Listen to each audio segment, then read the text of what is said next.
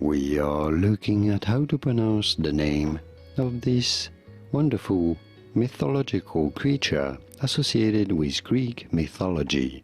This is also the name of a city in the United States in Arkansas, or maybe it's in Arizona.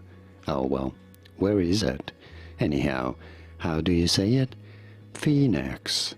Phoenix, both the name of the city and the name of the mythical creature are pronounced the same way. Phoenix. And now you know it all. Did you get this? Was this any helpful? Let me know in the comments and by using the like button. Thank you kindly for your support. More videos on how to pronounce more interesting names from Greek mythology and more names of cities in the US. I'll see you there to learn more. Thanks for watching.